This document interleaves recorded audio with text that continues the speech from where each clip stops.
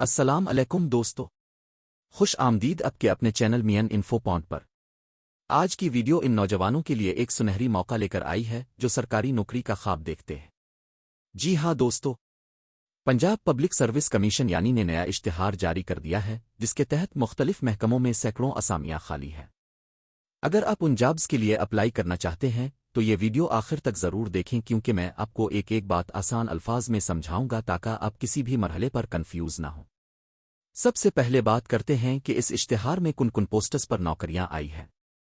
تو دوستو، اس دفعہ نے مختلف محکموں میں اسامیاں اناؤنس کی ہیں، جن میں سب سے نمایاں یہ ہے: junior clerk BPS 11 Punjab police department میں کل 228 سیٹ، اسسٹنٹ BPS 16 مختلف سرکاری محکموں میں، سب انسپکٹر اور اسسٹنٹ سب انسپکٹر پولیس میں کچھ ڈویژنز کے لیے، لیکچررز کچھ مخصوص سبجیکٹس کے لیے، کمپیوٹر آپریٹرز اور ڈاٹا انٹری آپریٹرز، اور اس کے علاوہ بھی چند ٹیکنیکل اور نان ٹیکنیکل سیٹ شامل ہیں۔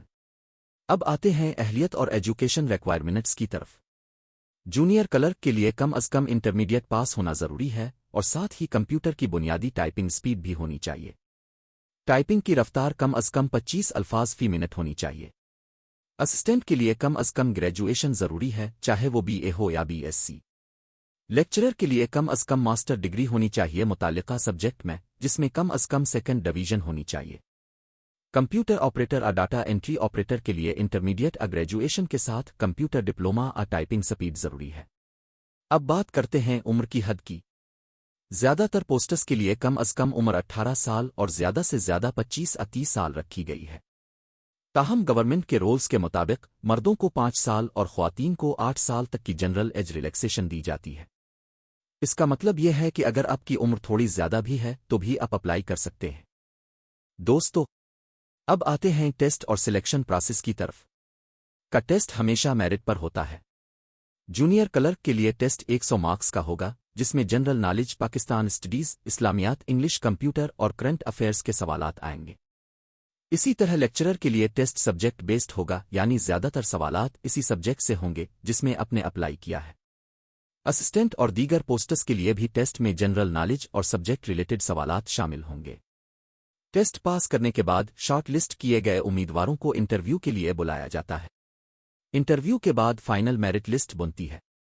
اب آتے ہیں سیلری اور سہولیات کی طرف۔ جونیئر کلرک BPS 11 کی تنخواہ تقریباً 35 سے 40 ہزار روپے تک ہوگی، جو کہ الاؤنسز کے ساتھ اور بھی بڑھ سکتی ہے۔ اسسٹنٹ BPS 16 کی سیلری تقریباً 55 سے 60 ہزار روپے کے قریب ہوگی۔ لیکچرر کی سیلری 70 سے 80 ہزار روپے سے شروع ہوتی ہے۔